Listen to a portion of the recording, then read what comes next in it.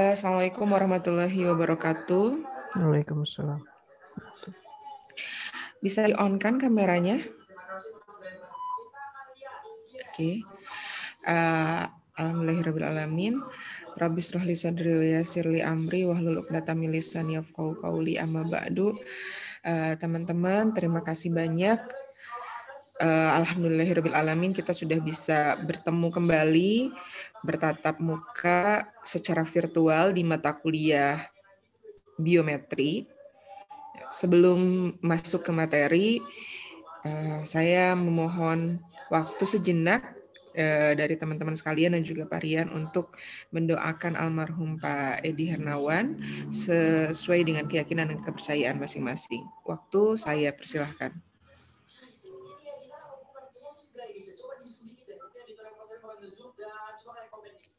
Ya, selesai. Baik.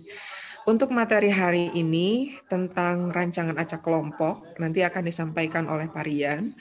Tetapi sebelum ke materi hari ini, saya akan sedikit membahas terkait hostnya belum di ini ya Pak. Terkait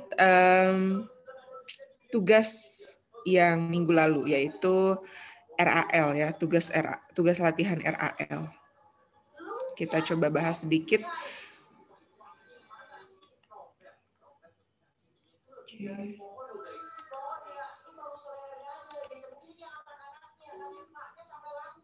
Nah, ini latihan yang pertama ini jadi bahan untuk tugas-tugas selanjutnya dan juga untuk UTS UAS nanti. Mohon benar-benar teliti dan juga sangat hati-hati ya. Karena sedikit kesalahan di awal itu akan berpengaruh ke penyelesaian akhir dari soal yang kita selesaikan. Oke, untuk latihan minggu lalu materi RAL di sini dia menunjukkan ada 7 ulangan. Berarti kalau 7 ulangan jumlah datanya semuanya harus ada 7. Jadi kalau ada teman-teman yang menjawab di sini 5, di sini 6, dari sini saja sudah keliru. Sehingga nanti N totalnya di sini bukan 21, tetapi 18. Perlu diingat di dalam satu rancangan eksperimen, apalagi itu adalah RAL, mesti jumlah ulangannya sama. Tidak mungkin dalam satu rancangan eksperimen jumlah ulangannya berbeda-beda. Nah, adapun di sini angkanya strip ya, tidak ada angkanya, berarti ini menunjukkan nilainya 0. Tapi tetap dihitung sebagai ulangan gitu. Berarti artinya di sini tidak ada penambahan atau tidak ada efek dan sebagainya. Nah, kemudian ketika kalau yang lain-lainnya di sini pasti sudah pada bisa karena ini tinggal apalagi pakai kalkulator atau aplikasi, di sini tinggal memasukkan data, asalkan data yang dimasukkannya benar, pasti nilai sigma X kuadrat, rata-rata standar deviasi dan variansnya harusnya benar. Nah, hanya paling yang membedakan di pembulatan, dan itu masih ada toleransi kalau bedanya hanya sedikit-sedikit. Misalnya harus 74, Anda 75 atau 73 tidak jadi masalah. 28 jadi 29 atau 27 itu tidak terlalu bermasalah. Tidak terlalu signifikan. Nah, cuman di sini nih pengaruhnya ke rata-rata. Kalau Anda menjumlahkan N total itu salah atau keliru ya, karena di sininya jadi 5 dan 6, sigma X bisa saja betul, tapi bisa juga jadi keliru, akhirnya ke rata-ratanya berpengaruh, ke rata-rata total. Karena rata-rata total ini hasil dari sigma X total dibagi N total. Gitu. Nah, jadi ada yang jawabannya di sini 140, ada yang berapa gitu ya, keliru. Bisa dicek punya masing-masing. Nah, ini bahan gambaran untuk nanti UTS ataupun UAS. Jadi ketika di awal sini Anda sudah salah, saya dan Parian tidak akan memeriksa lebih lanjut. Bisa dipahami ya? Jadi kalau di sini saja sudah salah, kami tidak akan repot-repot memeriksa kelanjutan jawabannya. Sudah pasti itu ya maksimal dapat poin 10 poin. Gitu. Karena sudah salah di sininya. Adapun nanti Anda menghitung FK-nya benar, menghitung yang lainnya benar, pasti itu sudah tidak kami percayai sebagai jawaban dari Anda gitu. Bisa jadi lihat dari teman atau apa. Karena yang yang memastikan kelanjutan kesananya benar adalah data dari sini. Gitu. Data dari penyajian data ini, penghitungan M, sigma X kuadrat, rata-rata standar deviasi dan varian sampai X bar total. Gitu. Oke, nah ini juga masih ada yang keliru. Kami ketika menjelaskan sudah menyebutkan bahwa sebelum pengujian hipotesis itu ada uji normalitas data dan ada uji homogenitas varian. Kita jelaskan menggunakan uji Lillieu-Force dan uji Bartlett. Di awal kita sebutkan bahwa kita tidak melakukan ini lagi ketika menjelaskan materi RAL, RAK atau yang lainnya, karena dianggap sudah bisa. Karena materi ini ada di statistika. Tetapi ketika Anda menyelesaikan soal, harusnya ini dikerjakan. Untuk latihannya ini dikerjakan. Supaya diketahui apakah datanya itu berasal dari populasi yang berdistribusi normal atau tidak. Dan apakah variansnya homogen atau tidak. Di sini perlu diingat, uji homogenitas varians bukan untuk menentukan apakah unit-unit eksperimen yang kita teliti itu dalam kondisi homogen atau tidak. Ini yang dilihat hanya homogenitas variansnya, bukan homogenitas dari unit-unit eksperimennya. Ya. Nah, ini ada juga yang terlewat tidak dimasukkan atau tidak dihitung gitu. Jadi hanya menghitung analisis variansnya saja. Kemudian pengujian hipotesis, ini hipotesisnya disesuaikan dengan soal. Ya, HO dan HA-nya silahkan bagaimana soalnya. Lalu kaidah pengujian hipotesisnya jangan lupa dimasukkan. Dan kemudian baru masuk ke perhitungan menghitung faktor koreksi, kemudian jumlah kuadrat total, jumlah kuadrat perlakuan, dan jumlah kuadrat galat. Ini rumusnya saya yakin sudah pada tahu semua, jadi saya masukkan angkanya saja. Ya, sudah ada di PowerPoint juga. Kemudian ini analisis variansnya atau analisis sidik keragamnya, mu P-nya ada 2, mu G-nya 18, mu T-nya 20, kuadrat tengah perlakuan, kuadrat tengah galat, sehingga kita bisa menentukan F hitung. F hitungnya 1,67, F tabel 0,05-nya 3,55, dan F tabel 0,01-nya 6,01. Sehingga kesimpulan analisisnya F hitung kurang dari F 0,05.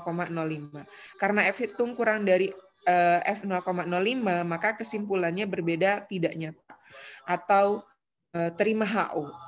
Nah, dari sini kita menghitung koefisien keragaman. Koefisien keragamannya sebesar 44,54%. Ya. Karena koefisien keragamannya ini besar, maka derajat kejituannya kecil. Nah, karena koefisien keragamannya besar, berarti derajat kejituannya kecil, nilai ini dipercaya kebenarannya itu kecil gitu ya, tingkat kebenarannya itu kecil, maka kita perlu uji lanjutan yang sangat teliti. Di sini uji lanjutannya adalah uji Duncan. Kalau Anda memberikan jawaban dari awal sampai sini, itu sudah benar semua, berarti poinnya Anda 100. Tapi kalau dari awal tadi sudah salah, ada ulangannya 5 dan ada ulangannya 6, itu sudah kami berikan poinnya 10. Jadi Anda sudah bisa mengoreksi sendiri berapa kira-kira poin Anda di tugas yang pertama. Ya, sampai sini ada yang mau ditanyakan untuk tugasnya?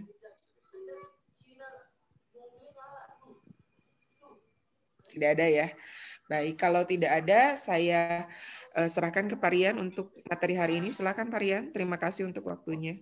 Baik, terima kasih Bu Vita. Nah, itu sudah dikasih feedback ya lengkap ya terkait tugas yang telah Anda lakukan. Jadi Anda sudah harusnya tahu apa yang keliru Anda lakukan, kemudian Anda juga harus tahu apa yang belum Anda lakukan. Salah satunya uji normalitas dan homogenitas itu harus dilakukan ya, karena kita mengklaim itu semua sudah Anda pahami dan Anda sudah biasa terapkan di statistik.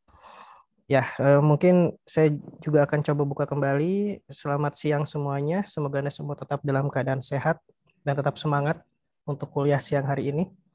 Dan dipersiapkan segala catatannya. dipersiapkan alat kalkulatornya. Seperti biasa, saya selalu menegaskan yang biasa pakai aplikasi, silahkan mulai membiasakan untuk menggunakan kalkulator real. Ya, merek apapun dipersilahkan selama Anda bisa menggunakan dan menghitung berbagai data yang dibutuhkan. Ya, jadi mulai dari sekarang pelan-pelan ke kalkulator real. Kemudian diharapkan dianjurkan on cam semua karena saya ingin melihat respon Anda apakah sudah paham atau tidak, dan kemudian silahkan di unmute saja mikrofonnya kalau suara saya tiba-tiba hilang atau tidak terdengar ya, atau ada yang tidak dimengerti. Oke, itu aja mungkin. Kita akan coba mulai topik hari ini. Sudah bisa dilihat di layar?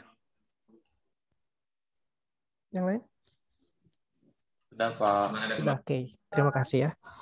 Nah, hari ini kita akan membahas tentang rancangan percobaan yang kedua, yaitu rancangan acak kelompok. Kalau kemarin tentang rancangan acak lengkap. Ya. Nah, dalam data ini, file ini kan sebetulnya Anda sudah dapatkan di Trello kelas Anda, dan isinya sudah ada di situ, dan seterusnya. Jadi mungkin nanti ketika saya tanya ini hitungannya ke berapa, ini hitungannya jumlahnya berapa, saya harap Anda tidak hanya membaca PowerPoint-nya ya, tapi Anda coba simulasikan menghitungnya sekarang. Meskipun datanya sudah ada di PowerPoint, itu hanya untuk menjadi bahan acuan Anda ketika mencoba menghitung di rumah, apakah data hitungannya sudah benar atau belum, itu patokannya dari data PowerPoint. Ya, tapi data PowerPoint juga bisa dikoreksi kalau ada yang keliru. Ya, jadi kita tetap hitung hari ini bersama-sama meskipun datanya sudah ada. Oke, yang pertama, Anda masih ingat RAL yang kemarin diterapkannya di dalam ruangan atau di luar ruangan?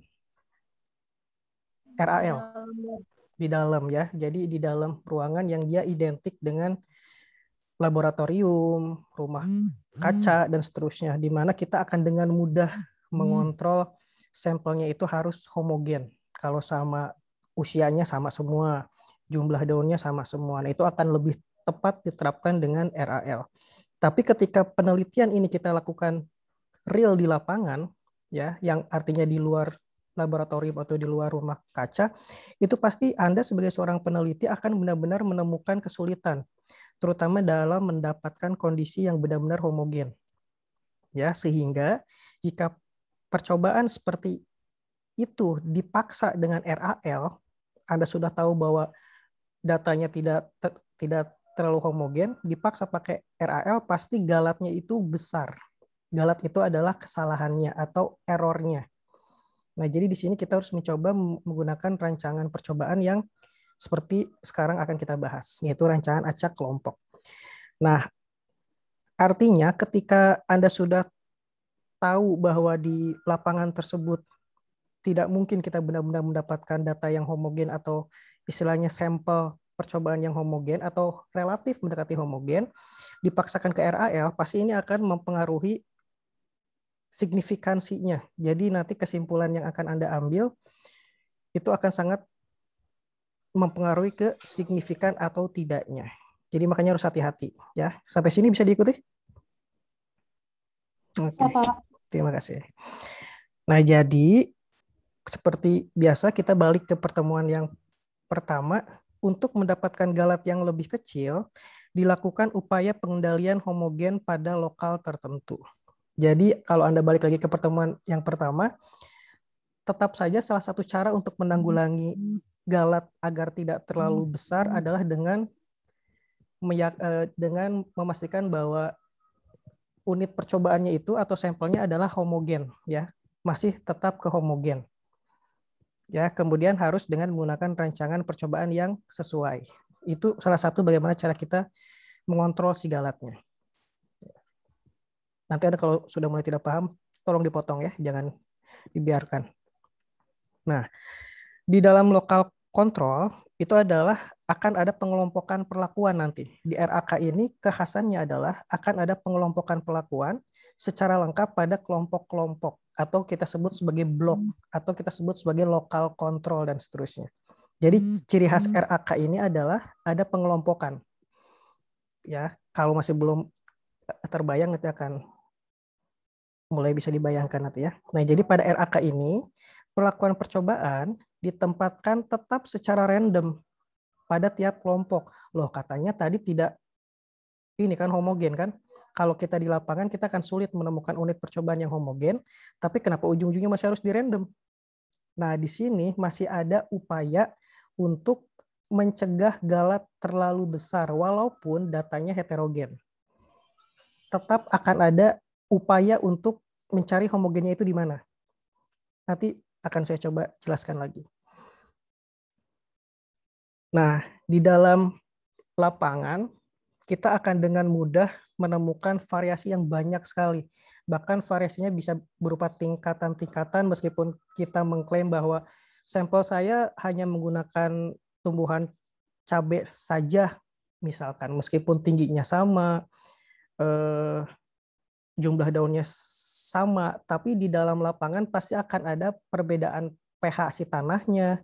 Misalkan kalau kita agak ngegeser sedikit, pH tumbuhnya bisa berapa, geser lagi bisa berapa juga, itu kan akan mempengaruhi homogennya nanti ya.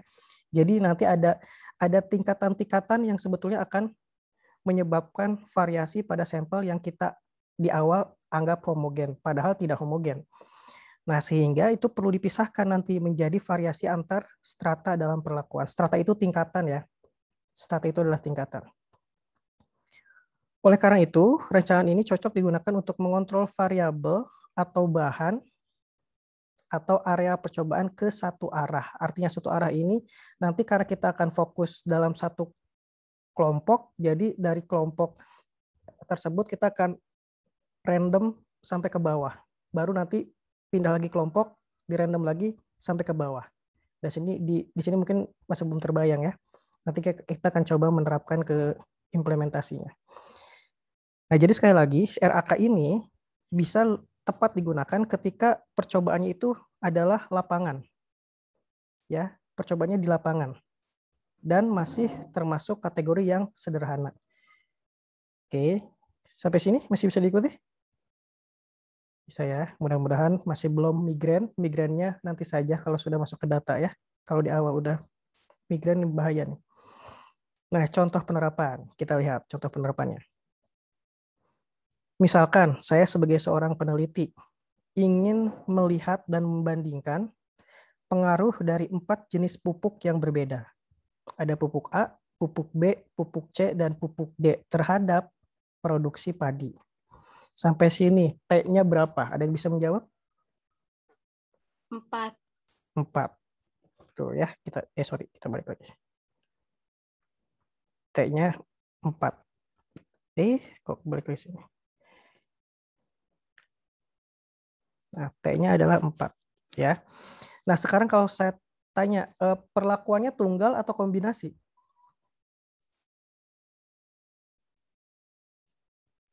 Tunggal, Pak.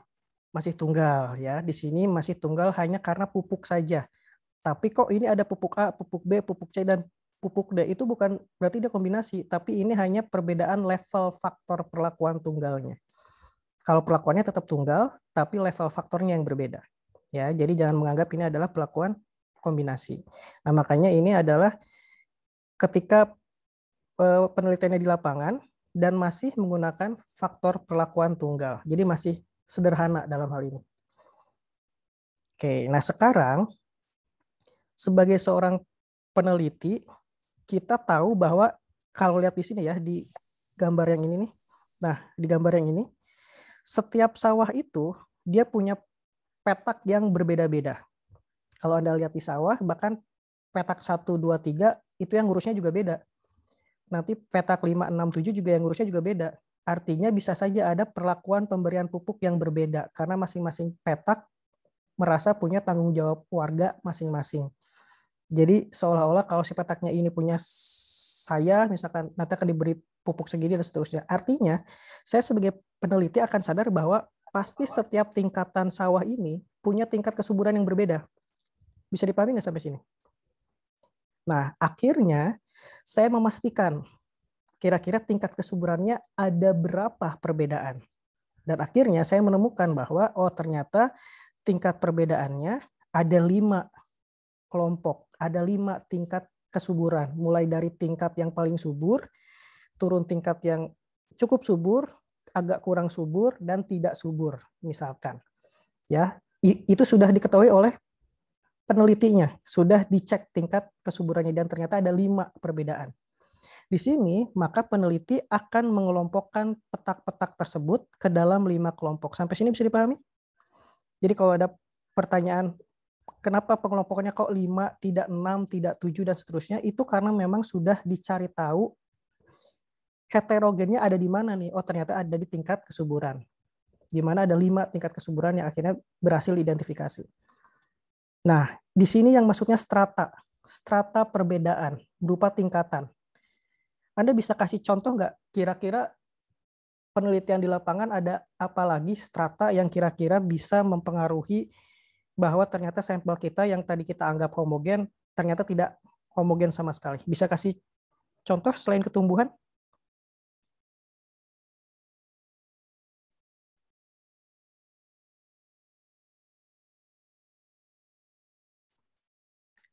Ke hewan misalnya atau ke manusia? Ada bayangan nggak kira-kira nih?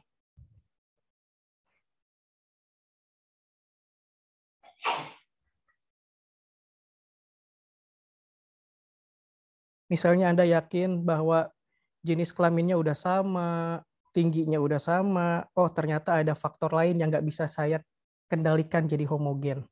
Yang pada akhirnya si kevariasian atau ketidakhomogenan itu akan saya jadikan pembagian kelompok. Ayo, nah sekarang Anda boleh mulai migrain, silahkan. Gimana?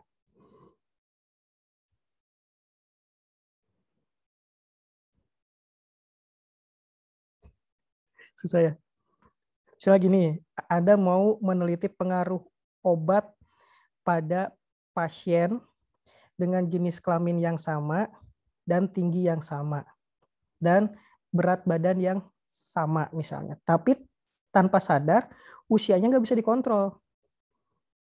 Karena untuk menemukan usia yang sama itu agak cukup sulit. Pada akhirnya yang datang jadi sampel Anda ada yang umur 20 sampai 30, ada yang umur 31 sampai 40 dan seterusnya. Tapi tingginya masih sama, jenis kelaminnya sama, berat badannya juga sama. Nah, di situ yang akan dijadikan kelompok apa? Usia, berdasarkan usia, Pak. Usianya, ya betul. Usianya akan dijadikan kelompok. Jadi seperti itu ya.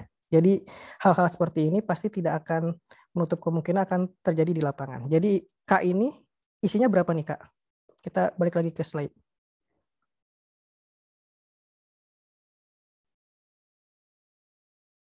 Halo? Ini mudah? 5. 5, good. 5 ya. Kita masuk lagi. Sip. Nah, sekarang kita sudah tahu ada kelompok 5. Akhirnya kita buat 5 kelompok seperti ini. 1, 2, 3, 4, 5. Ingat, kelompok ini dibuat karena adanya ketidakhomogenan atau ada faktor lain yang ikut mempengaruhi sehingga jadi heterogen. Ini adalah tingkat kesuburannya. Ya, satu arah itu di sini. Nah, ini satu arah nih. Ya.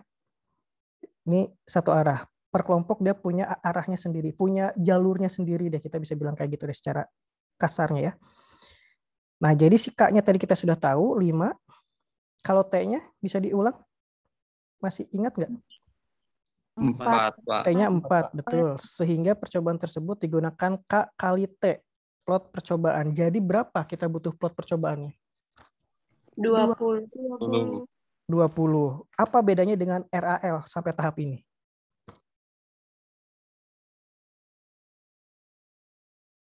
Di tahap ini, apa yang beda dengan RAL?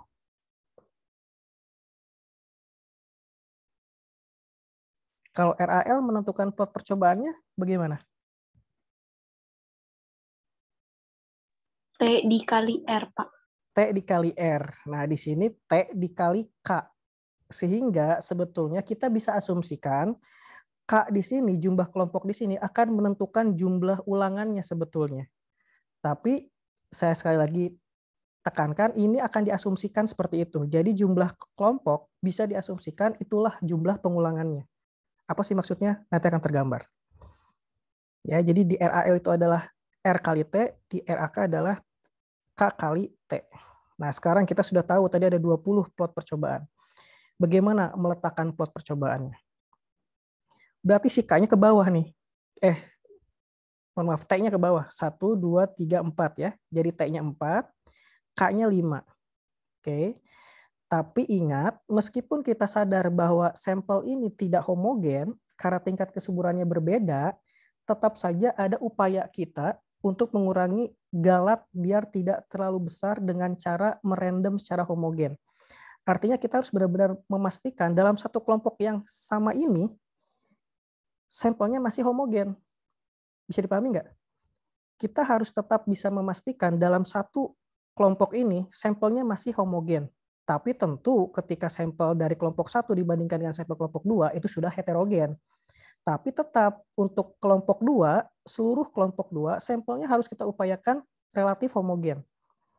Ya, masih bisa dipahami sampai sini? Nah, itu adalah upaya yang tetap dilakukan oleh peneliti untuk menjaga agar galatnya tidak terlalu besar, meskipun sudah disadari ada heterogen. Nah, seperti biasa, kita akan berikan penomoran plot untuk mulai mengundi secara random masing-masing plot ini akan diisi oleh perlakuan apa saja. Dengan cara dikocok. Seperti biasa akan dikocok dan hasilnya, kita tidak perlu lagi membahas bagaimana cara mengocoknya, Anda sudah paham. Dan hasilnya seperti ini. Nah, hasil kocokannya. Tapi ingat, ada syarat yang harus dipenuhi. Kalau Anda lihat di sini, tidak ada perlakuan yang sama dalam satu kelompok. Semuanya beda. Ya. Kelompok 2 juga tidak ada perlakuan yang sama dalam satu kelompoknya.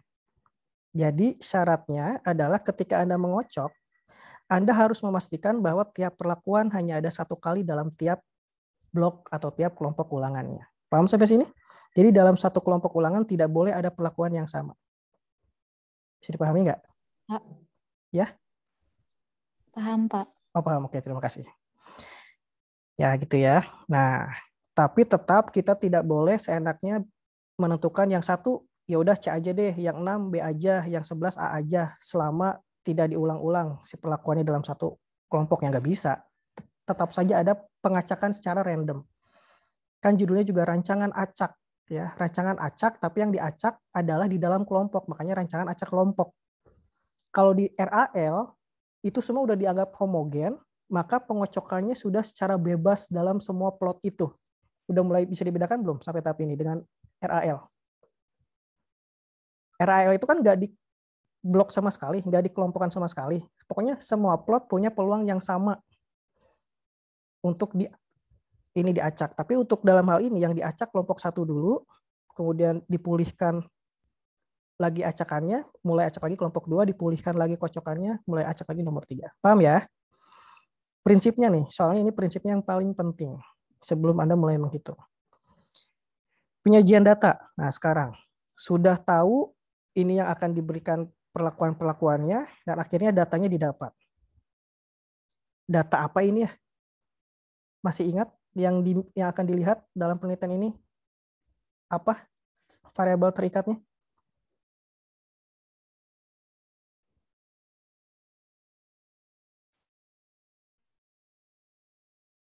Baru 10 menit yang lalu. Atau pertumbuhan. Produksi padi ya. Produksi padi loh, bukan pertumbuhannya tapi produksinya. Jadi mungkin satuannya bisa ton di sini. Atau satuan inilah berat. Nah, ini sudah didapatkan data-datanya ya, sudah didapatkan. Sampai sini Anda pasti masih bisa mengikuti. Kemudian seperti biasa kita masukkan datanya seperti ini. Ya. Tapi dimasukkannya harus berurutan. Berurutannya adalah, lihat. Berurutannya adalah per kelompok. Ini lihat ya. Pertama yang A dulu nih. Yang A dulu, kelompok 1 dulu yang dicatat di kolom yang pertama. Berarti 52,3 dulu kan. Baru kelompok 2, 43,3. Baru kelompok 3, 48,2. Baru kelompok 4, 43,7. Dan kelompok 5, 30,4. Jadi ditulisnya berurutan berdasarkan kelompok pertama dulu. Begitupun yang B. Yang B yang dicatat ini dulu, kemudian dicatat ini, dan seterusnya. Makanya kalau Anda lihat di tabel ini, sebarannya seperti ini. Sampai sini bisa dipahami?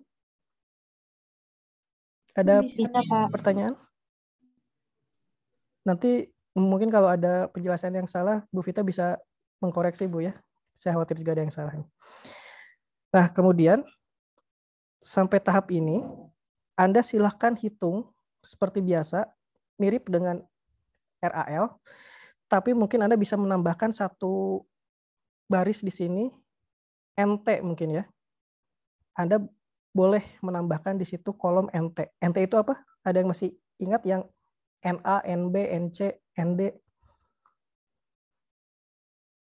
di RAL? Jumlah Keseluruhan total dari berapa? jumlah.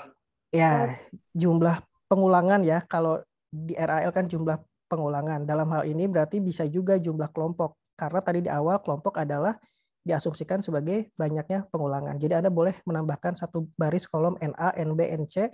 Dari jumlahnya mungkin ditambahkan NT berarti ya. Oke, sekarang coba NT-nya berarti ada berapa? Untuk NT.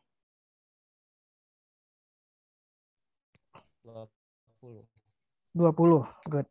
20 ya. Kita tulis dulu di situ. Nah, sekarang silakan Anda hitung jumlah sigma XA. Meskipun Anda sudah punya data PowerPoint, saya harapkan Anda masih tetap belajar mengoperasikan kalkulatornya. Sigma XA-nya berapa? 217,9. 217,9. Kita tulis dulu deh. 217,9. Jumlah kuadratnya berapa? Bentar, harus 2 angka. Di belakang koma harus 2 angka. Berarti koma 9 apa? 90, Pak. 90, good. Jumlah kuadratnya yang A dulu.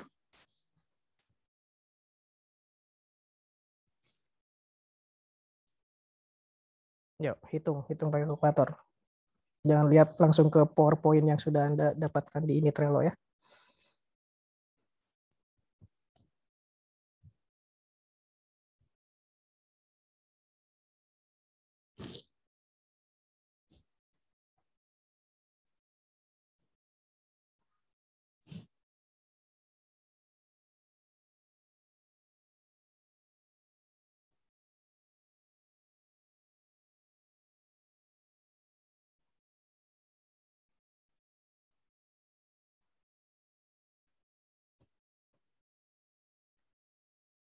Sudah ada yang dapat datanya?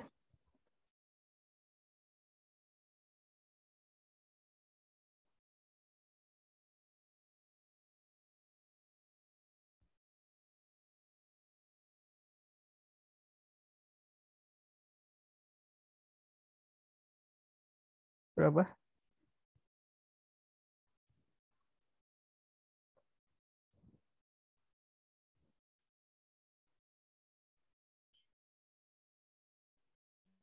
Rp9.767,27, Pak. 9.007. Oke, 976 ngaco. Bentar. Sorry, ulang lagi. 97 berapa tadi? 67 67,27. 27. Oke. Rata-rata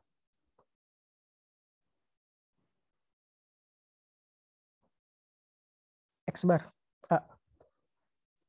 Ingat ya, yang jumlah kuadrat tadi adalah sigma X kuadrat A, bukan sigma XA dikuadratkan. Itu dua hal yang berbeda, jangan sampai lupa. Rata-ratanya berapa?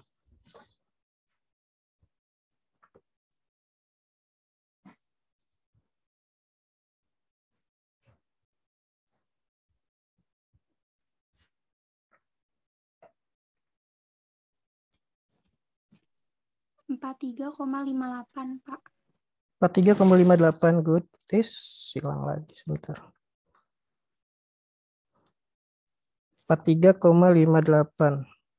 43,58. Kalau standar deviasi? Nah, ini agak lumayan nih. Manfaatkan fitur kalkulatornya. Setiap kalkulator beda-beda fiturnya. Yang pura-pura pakai kalkulator tapi pakai ini Excel, tolong nanti dibiasakan pindah kalkulator ya. Yang pakai aplikasi juga dibiasakan pindah ke kalkulator.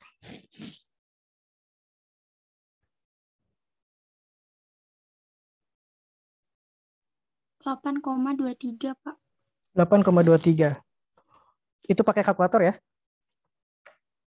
Oke, good. Terima kasih. Berarti sudah man behind the gun-nya sudah cocok. Sudah bisa menggunakan 8,23. Varians tinggal dikuadratkan. Ini standar deviasi sampel atau standar deviasi populasi ya? Ingat ada dua, baik si varian, baik standar deviasi, itu ada sampel dan ada populasi. Rumusnya beda soalnya. Sampel, Pak. Sampel, good. Berarti standar deviasinya ini sampel. Variansnya juga sama, sampel ya. Berapa varian sampel? 67,73. Ah, gampang ternyata. Sip. Udah ya, seperti ini. Kita munculkan saja sekarang data-datanya untuk BCD, berarti kita klaim Anda sudah paham. Kita hapus dulu semuanya.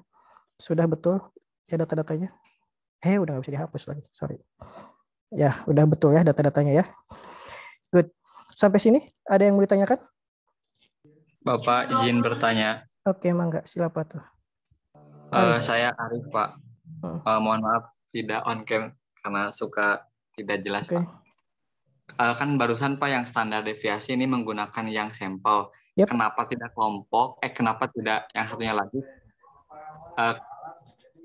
Padahal ini yang berkelompok, Pak, gitu. Oke. Kan standar deviasi atau varians itu hanya ada dua ya. Sampel dan populasi. Tidak ada standar deviasi kelompok. Tidak ada. Adanya standar deviasi sampel dan populasi. Kalau sampel, pasti dia per sampel. Satu-satu. Kalau populasi, semua itu dari A, D, itu semua plot 20 itu dihitung langsung standar deviasinya. Itu namanya populasi. Kan kita tidak menghitung semua data standar deviasi untuk si populasinya kan. Nah, ini yang dihitung tetap sampelnya. Kalau Anda menganggap populasi adalah kelompok, nah itu beda. Populasi itu semua plot percobaannya yang dipakai itu. Bisa dipahami, Rif? Makanya kenapa kita pakai sampel? Oh iya, Pak, paham. Oke. Beda antara kelompok dan Ya, populasi. beda. Ya, Pak. Betul. Harus balik lagi ke statistik. Jangan lupa itu prinsip statistik, apa itu sampel dan populasi. Hati-hati ya. Oke, terima kasih. Nah, di sini Anda akan menghitung lagi jumlah kelompok nih yang ada di sini nih. Ada kolom. Anda sudah bisa ya sekarang menemukan perbedaan tabel data hasil penelitian RAK dan RAL, di mana di sini ada jumlah kelompok. Ya, jumlah kelompok gampang, tinggal Anda jumlahkan dari sini semua. Ya, kayaknya udah gampang deh, kita munculkan aja lah si datanya ya. Nah ini. Nah sekarang pertanyaan saya adalah bagaimana menghitung sigma XT?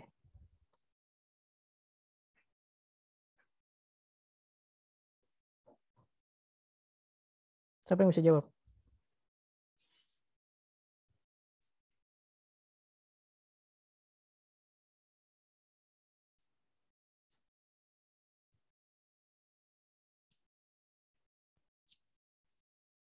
Kok balik lagi sini?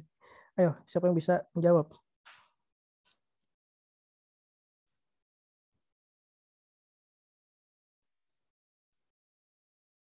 Sigma XT? Ini masih mudah. Dijumlahkan, Pak, dari jumlah masing-masing kelompoknya. Masing-masing kelompok tuh berarti maksudnya yang ini? Itu bukan? Bukan, Pak, yang di bawah. Oh, yang ini. Oke, ya sebetulnya dua-duanya juga benar. Anda boleh mengelompokkan dari sini, kemudian dapat hasil 786,80 untuk memastikan hitungannya benar atau tidak. Anda coba jumlahkan sekarang dari sini nih. Hasilnya harus sama. Dengan catatan kalau Anda memasukkan semua data ini berurutan berdasarkan kelompok. Kalau Anda memasukkannya acak-acakan, seenak Anda aja, ada yang masukin kelompok 2 dulu, kelompok 3 dulu, kelompok 4 dulu, dan seterusnya, pasti jumlah yang ada di sini dengan jumlah yang ada di sini itu beda. Bisa dipahami? Jadi biar lebih sistematis, biar lebih rapih lagi, cara memasukkan datanya harus berdasarkan kelompok awal dulu sampai kelompok akhir. Pasti jumlahnya sama kalau dijumlahkan. Nah sekarang kalau sigma X kuadrat T, gimana cara hitungnya?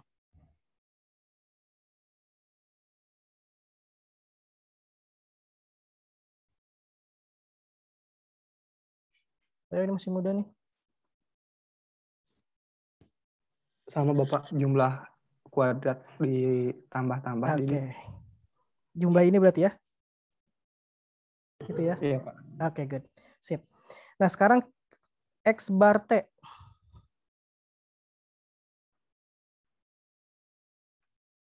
X bar T. X bar total.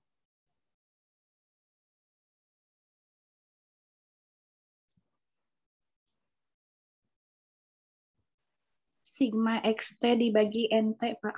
Sigma XT dibagi NT. Ya, itu ya. Ada NT-nya makanya. Anda boleh menambahkan kolom baru yaitu NT. NT-nya 20. Jadi sigma XT dibagi 60. Sigma XT-nya yang mana? 786,80. Ya, dibagi 20. Hasilnya 39,34. Tapi tolong nanti dihitung ulang ya, karena tidak menutup kemungkinan ada data juga yang salah yang ditampilkan di sini. Jadi Anda boleh mengkoreksi. Sampai sini sudah dipahami? Ada pertanyaan lagi sebelum kita masuk tahap berikutnya? Dilanjutkan atau masih mau dibahas? Lanjut. Lanjut, siap. Terima kasih. Nah, sekarang kita masuk analisis data. Ya, ingat analisis data itu ada uji prasyarat. Ini tuh harus dilakukan loh ya. Nanti ada tugas juga, ada latihan untuk yang RAK ini, nanti akan di-share nanti di Trello kelas Anda, di mana Anda tetap harus melakukan uji normalitas. Meskipun kemarin tidak dijelaskan, itu bukan tidak dijelaskan, tapi kita sudah mengatakan Anda tetap harus menghitung itu. Coba kita tidak bahas lagi karena ya itu diulang-ulang. Nanti apa bedanya nanti dengan statistik kan kalau Anda sudah belajar statistik. Nah, jadi nanti diperiksa apakah keempat kelompok data dari data A, B, data C, data D itu diambil dari populasi yang normal atau tidak. Makanya diuji normalitas pakai Lilia-Force. Ya. Jika salah satu kelompoknya ternyata ada data yang berasal dari populasi tidak normal, maka analisis harus dilakukan dengan menggunakan statistik non-parametrik. Oke. Kalau ada yang tidak normal berarti harus pakai statistik non-parametrik. Homogenitas juga harus dilakukan dengan uji Bartlett. Ya, dengan uji Bartlett. Nanti diperiksa keempat kelompoknya, variasinya homogen atau tidak. Kalau ada salah satu kelompok data yang variasinya tidak homogen, maka analisisnya juga nanti dilanjutkan dengan statistik non-parametrik. Paham sampai sini? Harus dihitung ya. Anda tinggal buka-buka lagi aja ya catatan-catatan statistik, atau kalaupun tidak ada, Anda bisa coba cari di internet. Uji Lilia-Force dan Bartlett. Nah, pertanyaan sebelum kita lanjut. RAL unit percobaannya homogen nggak? Rancangan acak lengkap. Pertemuan minggu lalu. Homogen, Pak. Homogen. Perlu nggak diuji homogenitas lagi? Perlu, Pak. Loh, bukannya udah ditentukan homogen ya?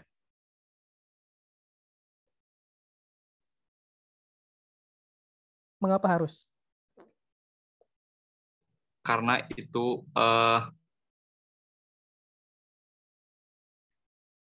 apa tuh? Tadi Bu Vita udah menjelaskan di yang awal. homogen itu satuan datanya, Pak. Kalau iya, gitu. Kalau homogen di RAL? Uji homogenitas varian itu. Apa ulang. Sorry, gimana?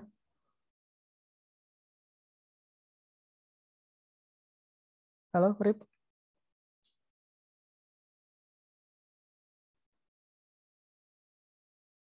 Rip, mana nih? Rip malah hilang. Asti mungkin tadi mau bicara kalau tidak salah. Kalau tidak salah Pak, sebagai prasyarat analisis juga ya Pak? Ya, karena istilah homogennya kan beda ya. Homogen di homogenitas yang dilihat itu adalah varians datanya homogen atau tidak. Kalau homogen di di RAL itu adalah unit percobaan. Jadi meskipun unit percobaannya homogen, ketika dilihat si perlakuannya menghasilkan data, datanya belum tentu homogen juga. Bisa aja nanti si datanya tidak homogen. Ya, tugas Anda juga itu tidak menutup kemungkinan nanti data yang dihasilkan kan tidak homogen. Ya, jadi yang namanya sampel homogen belum tentu data variasinya juga homogen. Makanya harus diuji lagi prasyarat analisis. Gitu ya. Mudah-mudahan Anda sudah paham. Kita lanjut ke hipotesis. Nah, hipotesis seperti biasa kalau H0 ini H1, HO ini HA, disatukan ya, disinkronkan. Cara menulis hipotesisnya ya sesuaikan saja dengan tadi tujuan Anda kan ingin melihat perbedaan tentang produksi padi kalau dikasih 4 macam pupuk yang berbeda. Jadi silakan ditulis saja, di sini terdapat perbedaan produksi padi yang signifikan setelah diberi 4 macam pupuk yang berbeda itu untuk HA-nya. Ya H0-nya berarti tidak terdapat perbedaan. Gitu ya, kalau ini sepertinya mudah. Nah, seperti biasa ditulis juga kaidah pengujian hipotesisnya. Kriteria ini saya tidak akan ulang lagi. Anda bisa buka lagi catatan pertemuan yang lalu. Pada saat kapan kesimpulannya menerima HA, pada saat kapan kesimpulannya menolak HA dengan signifikan, atau kesimpulannya menolak menolak HO secara signifikan, atau kesimpulannya menolak HO secara sangat signifikan. Ya, ada kriterianya. Oke, kita mulai hitung-hitung lagi. Tahap yang pertama, faktor koreksi. Sigma XT kuadrat dibagi K kali T. Ya.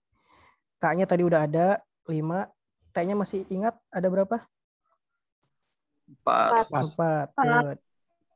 Sigma XT-nya kita lihat lagi di tabel itu 786,8. Hitung hasilnya berapa?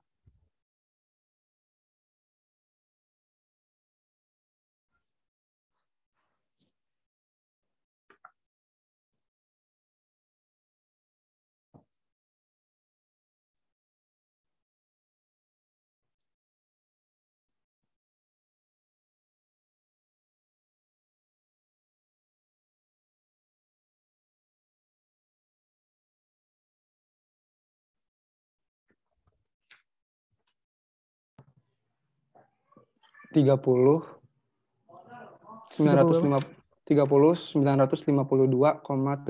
Pak. Cara penyebutannya salah, bukan 30.952 gimana? 30.952. Ya, 30.952 tapi ya bukan 52. Kalau di belakang koma biasanya nggak pakai puluhan penyebutannya. Good. 30.952,52 ya. Oh, kenapa jadi 52 ya? Jauh banget bedanya. Yang lain 52 juga nggak? Sama, Pak. Enggak, segitu, Pak. 30.952,71. Nah, tadi 52 dari mana? Salah ngomong. Enggak. Oke. Enggak, Pak. Oh, enggak. Oh, berarti saya yang salah mendengar berarti kalau gitu. Sama, Pak. Sorry. Gitu, ya. Oke. Good. Sip. Kalau gitu ya. Nah, ini Anda bisa nggak menemukan perbedaan faktor koreksi di RAK dengan faktor koreksi di RAL?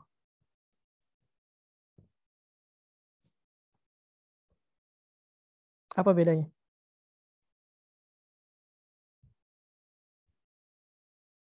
Yang K kali T kalau di RAL. Mikrofonnya keburu di mute. Asli belum kedengeran. Yang akhirnya apa? Kalau di RAL? Yang K dikali T, Pak.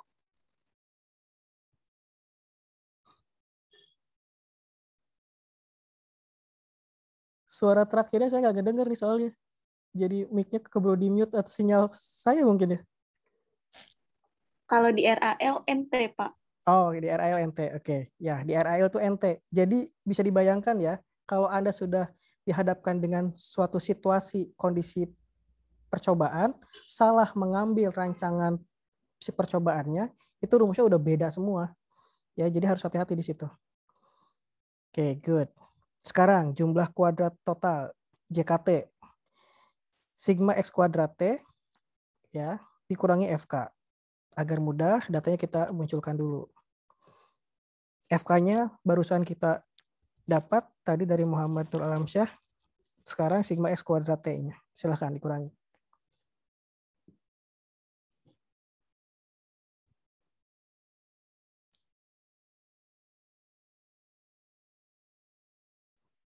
Hati-hati ya simbol ya. Kalau simbol yang tadi sigma X T dikuadratkan. Sekarang sigma X kuadrat T.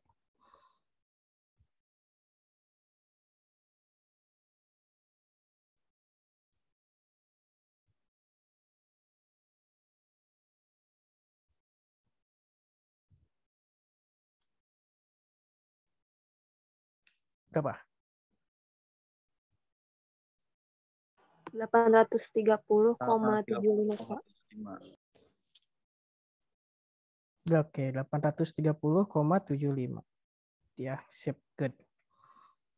Lanjut lagi, seperti biasa kita harus hitung jumlah kuadrat antar perlakuan. Ini rumusnya. Ya. Ada perbedaan nggak dengan RAL? Sebelum Anda mulai menghitung. Apa? Itu K-nya kalau di RAL NA masing-masing dari jumlah Ya, kelompoknya. kalau RAL betul ada NA, nanti dibagi NB, dibagi NC, itu tergantung kelompoknya masing-masing ya. Jangan mengatakan kelompok. Tergantung datanya masing-masing. Karena yang dilakukan pengelompokan itu hanya ada di RAK. Gitu ya. Oke, sekarang ini datanya untuk sigma XA agar memudahkan Anda menghitung. Sigma XB-nya ada dan seterusnya. K-nya 5, FK-nya sebelumnya tadi kita udah dapat. Coba hitung di mana?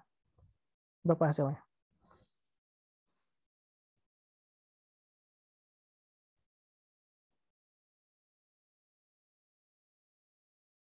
Jangan langsung lihat ke PPT ya, tetap hitung ya. Kita harus belajar hitung ya, biar terbiasa nanti di ujian.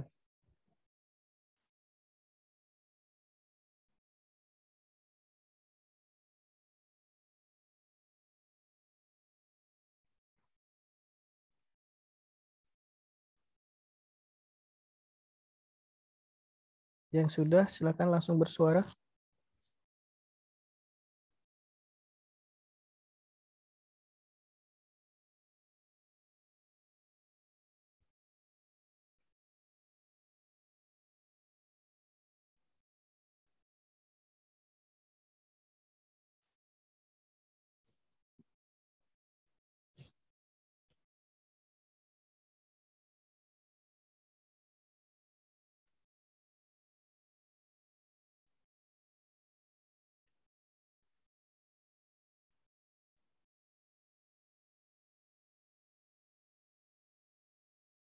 Sudah? 347,82 Pak.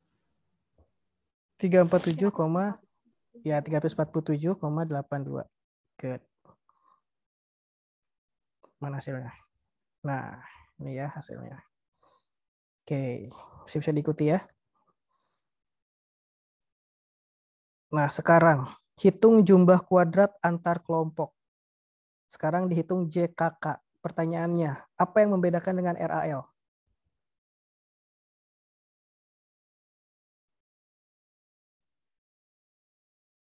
Tidak ada JKK di RAL, Pak? Iya, betul. Di RAL kita tidak menghitung JKK karena tidak ada kelompoknya. Nah, sekarang kita menghitung dengan rumus yang berarti ini baru ya, rumus baru untuk Anda.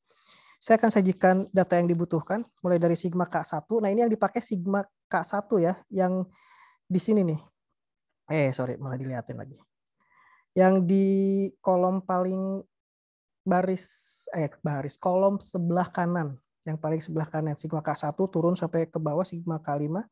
Nah, itu yang akan kita gunakan datanya dengan T4 dan FK yang ada di hadapan Anda. Silakan dihitung.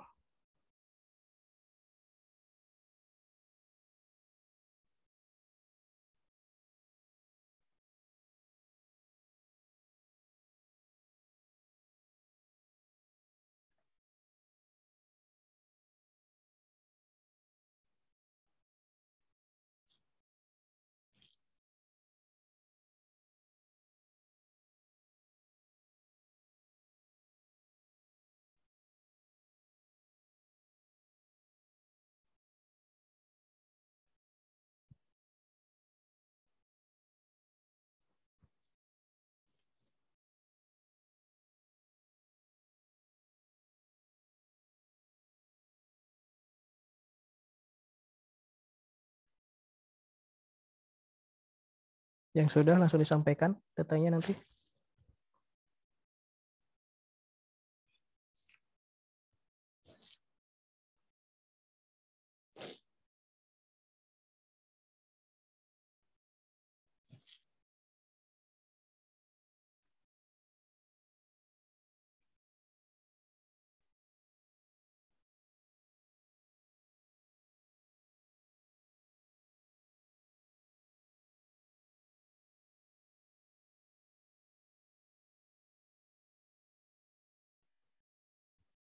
Bu Vita sampai sini ada yang mau ditambahkan mungkin, Bu?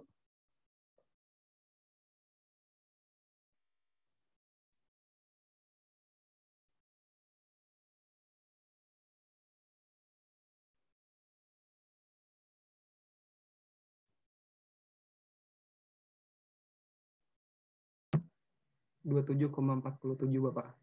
27,47 ya. Oke, sama berarti. Good. Lanjut lagi. Perjalanan kita masih jauh.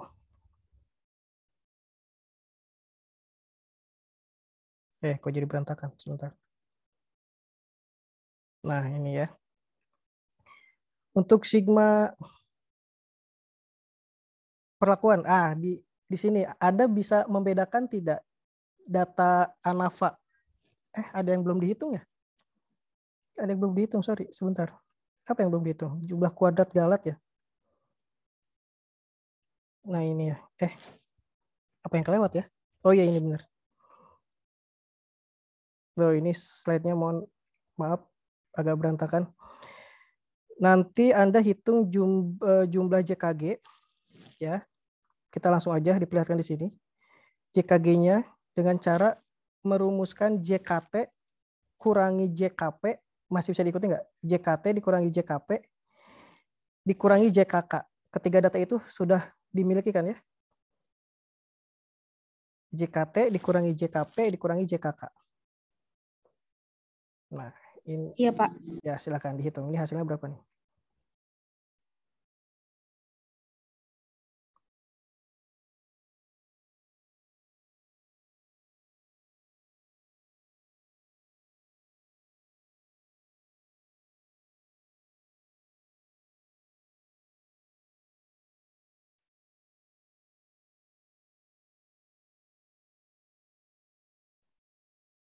Berapa?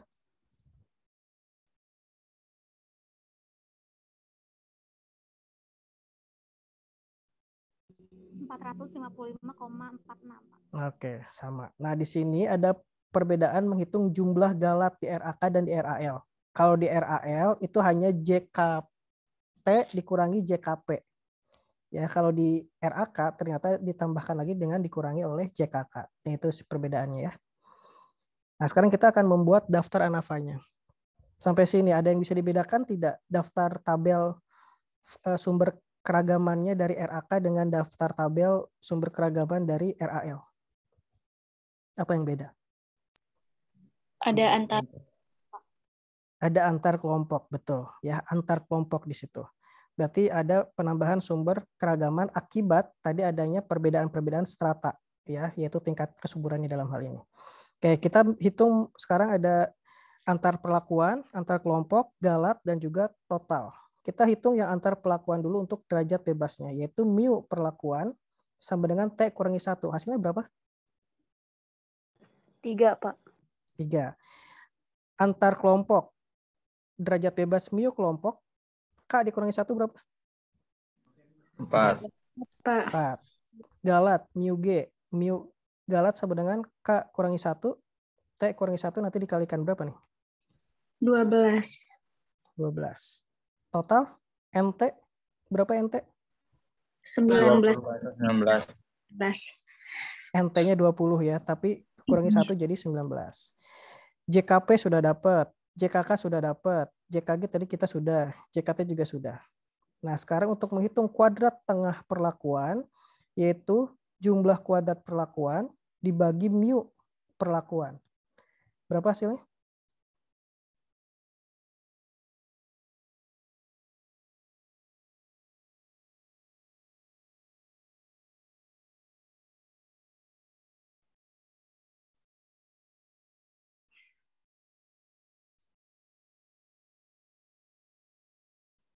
115,94, Pak. Oke, 115,94. Sekarang yang kuadrat tengah kelompok sama dengan jumlah kuadrat kelompok dibagi mu kelompok. Masih sama ini dibagi ini. 6,87. Sebentar. 6,87 betul.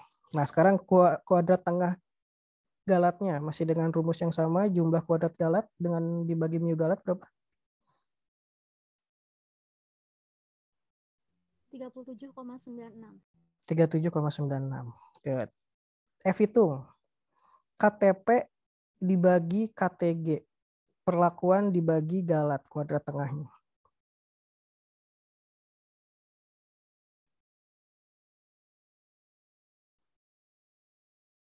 Berapa? Berarti ini dibagi ini. 3,05. 3,05. Good ya. Nah, sekarang bagaimana cara saya menentukan, karena F hitungnya sudah diketahui, tentu akan dibandingkan dengan F tabel untuk mengetahui ini masuk kriteria penolakan atau penerimaan hipotesis yang mana. Nah, untuk melihat F tabelnya, tentu kita akan nanti disajikan dengan data ya. Jangan lupa ada F tabel yang 0,05 dengan F tabel 0,01. Cara melihatnya bagaimana? Mana yang akan dijadikan patokan untuk melihat data tabel nanti? Yang mana?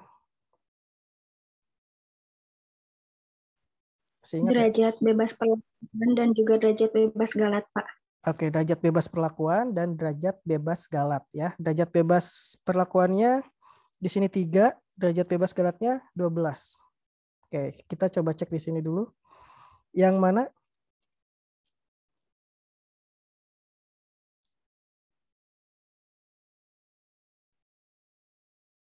Derajat bebas perlakuannya tadi berapa? 3, Pak. 3. Derajat bebas galatnya berapa? 12. 12. Berarti yang ini. Yang 0,05 yang mana? Yang atas. 3,49, Pak. 3,49 ya. Nah, ini ya 3,49 yang 0,05, yang 0,01-nya 5,95. Sekarang Anda sudah dapat F hitung, sudah dapat F tabel. Kesimpulannya?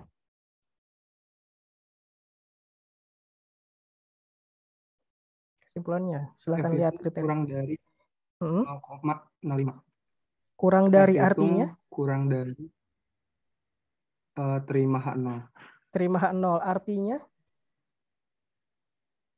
Tidak terdapat perbedaan. Tidak terdapat perbedaan. Nah, ternyata kita sudah menemukan hasilnya. F hitung ternyata lebih kecil dari F tabel yang 0,05. Jadi tidak perlu dibandingkan lagi dengan F0,01 karena kalau udah lebih kecil dari F0,05 pasti lebih kecil dari F0,01. Makanya yang diterima ternyata H0. Yang tentunya ini bukan harapan semua peneliti sebetulnya. Tapi karena ini namanya penelitian, tentu hasil nyata di lapangan itu yang harus disampaikan sebetulnya ya. Jadi tidak perlu dipermasalahkan sebetulnya. Artinya ternyata hipotesis yang diterima adalah H0, tidak terdapat perbedaan produksi padi meskipun sudah diberi perlakuan 4 macam pupuk. Gitu. Sampai sini ada pertanyaan?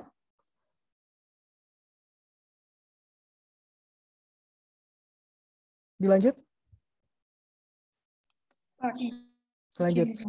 Biasanya dilanjut setelah ini apa yang dilakukan?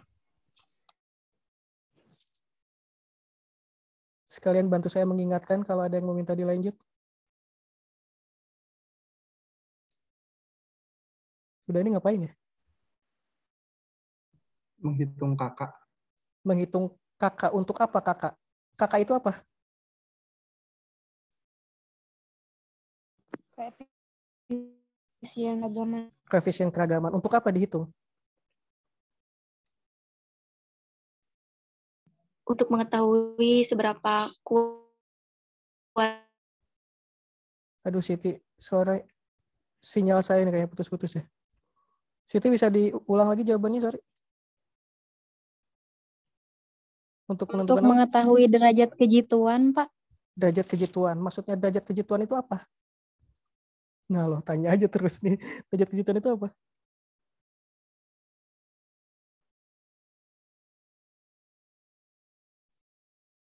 derajat kejituan dari kesimpulan. Jadi kesimpulan ini yang sudah ditarik itu kejituannya absah enggak, tepat tidak, dan seterusnya ya. Jadi yang kita sedang hitung koefisien keragaman itu adalah demi melihat kejituan dari si kesimpulan sebetulnya ya.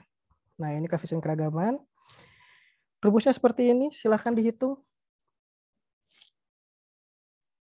KTG Anda sudah punya, akar kuadrat kan? X bar T, balik lagi ke tabel awal, kali 100%. Berapa?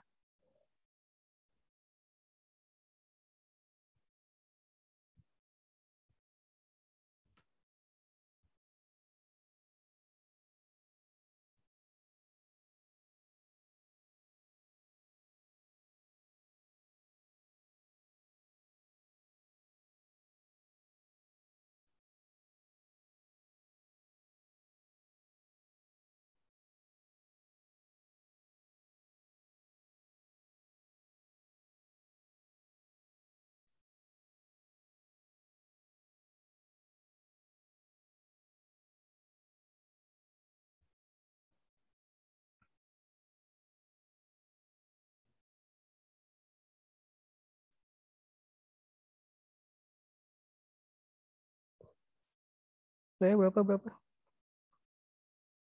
Saya tidak perlu perlihatkan datanya, Anda tinggal lihat lagi catatannya. Apa berapa? 16%. Ya, oke.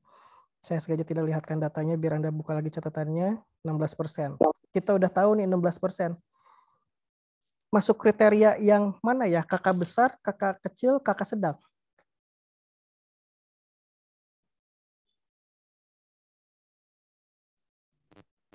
Besar. Sedang, Pak. Kakak sedang, alasannya apa?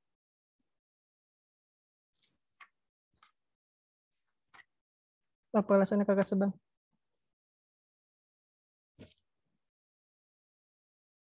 Jajan Karena yang sedang itu yang dari persentase 10 sampai 20%, Pak. Karena yang sedang itu persentase 10 sampai 20%. Bukannya yang kakak besar juga kalau mau dibegitukan sama ya 10% sampai 20% juga. Bisa lebih spesifik? Bapak izin bertanya. Boleh. Kalau untuk ketentuan kakak besar, sedang, dan kecilnya untuk di RAL dan RAK apakah sama, Pak? Atau beda? Ada berapa macam kondisi saat menentukan dia kakak besar, kecil, dan sedang? Ada berapa macam kondisi kriteria? Saya tidak bisa mendengar kalau mikrofonnya masih di-mute. Yang di lapangan sama yang di lab bukan, Pak? Oke, yang di lapangan sama di lab. Bisa diinterpretasikan lagi nggak maksudnya yang di lapangan di lab itu apa? Kondisi apa maksudnya? Apa cuma sekedar kondisi di dalam ruangan dan di luar ruangan aja? Lihat kriterianya lagi kakaknya coba. Yang kondisinya normal atau tidak normal dan juga homogen atau tidak homogen, Pak. Kakak ke normal dan homogen. Apakah dua kondisi itu yang dilihat di kakak? Lihat lagi kriteria si kakaknya ada kondisi apa aja coba di situ. Bukannya udah pernah diperlihatkan ya minggu lalu. Betul Asti tadi di lab dan di luar ruangan, tapi itu ada interpretasinya. Maksudnya apa? Apakah cuma sekedar oh ini kondisi di dalam ruangan, oh ini kondisi di luar ruangan, apa sih maksudnya?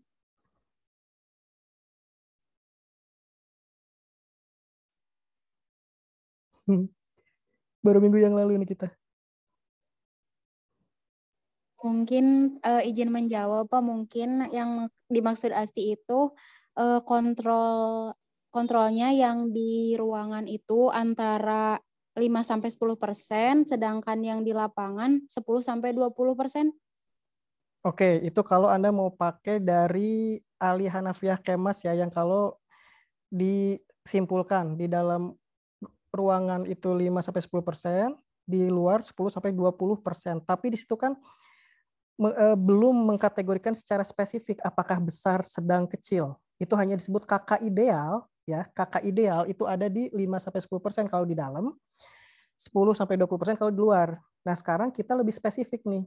Kakaknya besar, kecil, atau sedang. Kita pakai kriteria yang minggu yang lalu. Kan ada 2 kondisi. Kalau homogen sama kalau heterogen kan itu. Masih ini nggak ingat nggak? Ingat, Pak. Ya, kan ketika melihat kriteria berapa persen itu kan ada 2. Ketika kondisinya homogen atau ketika kondisinya heterogen. Nah, dalam hal ini, kondisinya, dalam hal ini yang tadi kita sedang melihat pengaruhnya terhadap produksi ini ya padi ya, dengan adanya perbedaan strata. Itu kondisinya homogen atau kondisinya heterogen?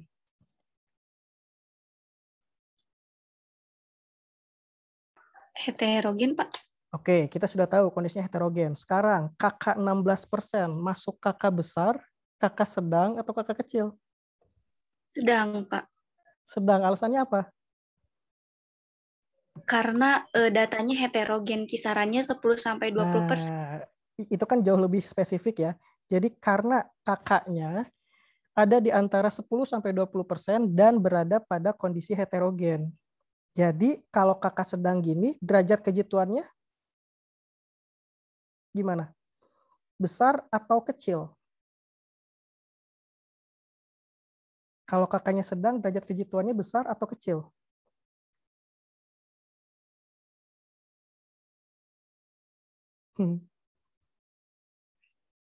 Apa?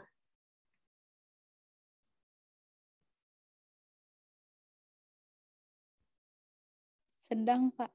Sedang. Kalau kakaknya besar, derajat kejituannya besar, sedang, atau kecil? Besar. Kecil. Itu besar atau kecil yang mana tuh? Kalau kakaknya besar, kalau kakaknya persentasenya besar, masuk kriteria besar baik dia homogen, baik dia heterogen. Misalkan kakaknya aja besar. Derajat kejituannya besar, sedang, atau kecil? Besar. Kecil, Pak. Kecil, Pak. Kecil. Jadi jangan lupa ya, kebalikannya. Anda harus punya jembatan ininya keledainya deh. Kalau kakaknya besar, derajat kejituannya kecil. Kakaknya kecil, derajat kejituannya besar. Kakaknya sedang, derajat kejituannya sedang. Ya, itu Anda harus punya persepsi itu dulu deh, jangan sampai lupa. Sama kalau derajat besar, kalau kakaknya besar, derajat kejituannya tadi sudah tahu kecil. Uji lanjutannya apa? Uji Duncan, Pak. Uji Duncan. Kalau kakaknya kecil, derajat kejituannya besar atau kecil? Balik lagi. Besar. Besar. Uji lanjutannya apa? Uji HSD, Pak. HSD. Kalau yang sedang? Uji LSD. Uji LSD, Pak. LSD. Nah, jadi dalam hal ini ternyata kita derajat kejituannya sedang karena ada di kondisi heterogen 10-20%. Nah, makanya uji lanjutannya adalah LSD. Ini ada sedikit ini revisi ya. Jadi kalau Anda sudah mendownload file PowerPoint di Trello hari kemarin, sebaiknya Anda revisi dengan mendownload ulang lagi di Trello hari ini. Ya. Ada perbaikan di sini. Ada perbaikannya di sini. Jadi download ulang saja. Oke, itu saja alhamdulillah sudah selesai.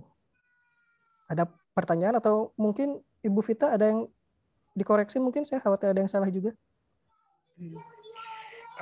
Gak ada lah Pak, kita sama-sama belajar. Hanya perlu saya tekankan kembali barangkali ya, ini untuk teman-teman, terutama yang pertama, ini hampir di semua kelas juga terjadi, membedakan antara homogen.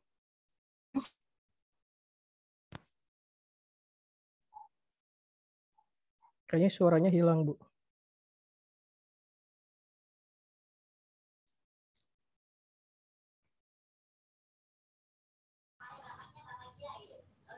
Ini saya nge-freeze atau gimana? Nggak tahu sih. Kalau yang lain, kalau saya sih nggak ngedenger sama sekali. Kenapa? Nggak kedengeran. Enggak, Bu. Tadi hilang, Bu. Tidak, Bu. Oh, Ibu tadi nggak Tadi hilang, Bu. Oke. Ya, saya ulangi saja. Yang paling pertama adalah teman-teman harus bisa membedakan antara homogenitas varians data gitu ya dengan homogenitas sampel. Artinya apakah data itu homogen atau tidak, itu kita bisa hitung dengan uji homogenitas varians. Homogen suatu data ya belum tentu homogen sampelnya. Begitu pula sebaliknya, walaupun sampel itu dibuat homogen, seperti yang sudah kita berikan contoh di RAL, itu kan kita buat benar-benar sedemikian rupa homogenitas dari unit-unit percobaannya. Tetapi belum tentu juga datanya homogen, gitu ya. Itu yang pertama yang harus dibedakan. Homogenitas varians tidak sama dengan homogenitas sampel. Nah, kemudian yang berikutnya, penggunaan desain eksperimen, ya kita sudah mempelajari 2 desain eksperimen atau 2 rancangan percobaan, RAL dan RAK. Ini punya karakteristik tersendiri. Kapan dia bisa digunakan sebagai rancangan percobaan ya? Kapan digunakan RAL, kapan digunakan RAK dengan syarat-syarat tertentu tentunya. Kemudian yang berikutnya, ini berkaitan dengan perbedaan antara RAL dengan RAK. Karena kita sudah mempelajari 2 rancangan percobaan. Nah, RAL punya karakteristik, ya karakteristik khasnya, itu untuk percobaan yang benar-benar unit-unit percobaannya dibuat sehomogen mungkin. Dan biasanya dalam tanda petik ya, berarti kebanyakan. Biasanya itu dilakukan di rumah kaca atau di laboratorium. Pokoknya sampel atau unit percobaannya itu benar-benar bisa dikontrol. Sedangkan RAK itu yang tidak bisa kita kontrol. Itu biasanya adalah penelitian di lapangan. Nah, kemudian yang berikutnya, kalau di dalam RAL itu perendoman atau ya randomisasinya sangat bebas. Jadi tidak ada batasan perendoman. Tapi kalau di dalam RAK itu ada batasan perendoman. Yang membatasinya adalah blok. Ya, blok. Blok ini atau kelompok. Blok ini atau kelompok ini sebenarnya identik dengan ulangan di RAL. Makanya di RAK itu tidak ada replikasi. Adanya adalah kelompok. Nah, kemudian yang berikutnya, ya, meskipun demikian, RAK bukan berarti harus selalu dalam kondisi heterogen. Jadi soal yang kemarin di RAL itu bisa di RAK-kan sebetulnya. Asalkan ada variabel bloknya, variabel pengelompokannya. Jadi ini harus hati-hati, harus diperhatikan ini pakai RAL atau RAK. Nah, kemudian ini berkaitan dengan koefisien keragaman. Nah, koefisien keragaman ini sebenarnya menentukan uji lanjutan. Yang pertama, uji lanjutan apa yang dapat digunakan untuk menentukan perlakuan mana yang paling menonjol atau perlakuan mana yang paling bagus, yang paling baik dari treatment yang sudah diberikan. Yang kedua, untuk menentukan tingkat keabsahan dari kesimpulan yang kita peroleh. Itu fungsi dari koefisien keragaman.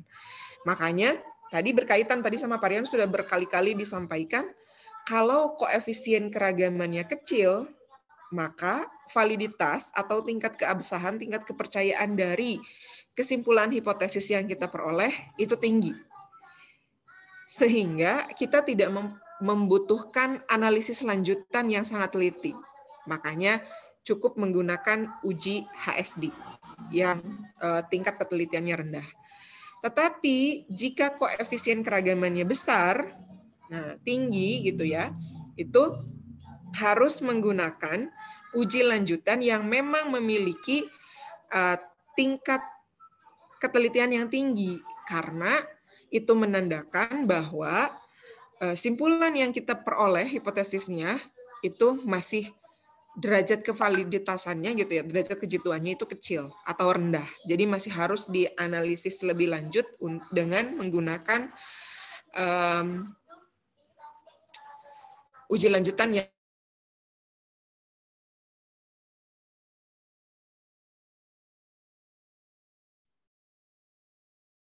hilang lagi nggak ya? Bu, kayaknya hilang lagi. Ya, untuk mengcovernya juga hanya dibutuhkan yang memiliki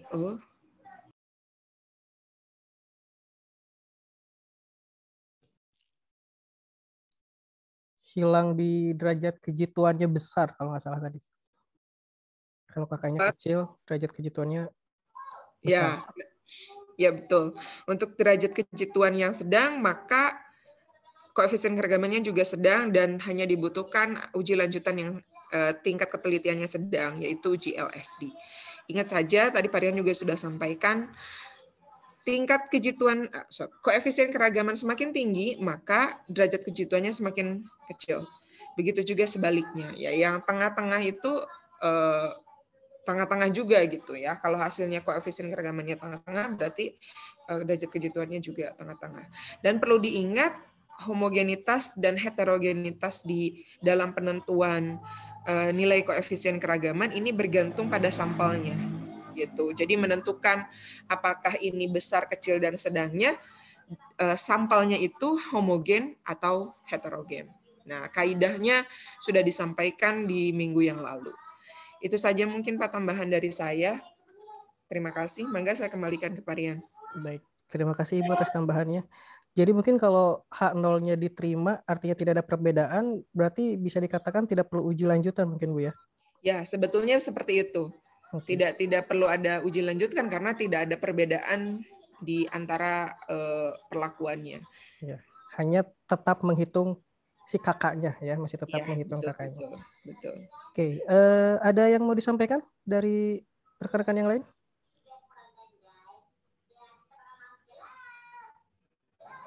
Sudah tidak ada pertanyaan? Sudah dirasa cukup atau ada yang masih mau didiskusikan? Boleh.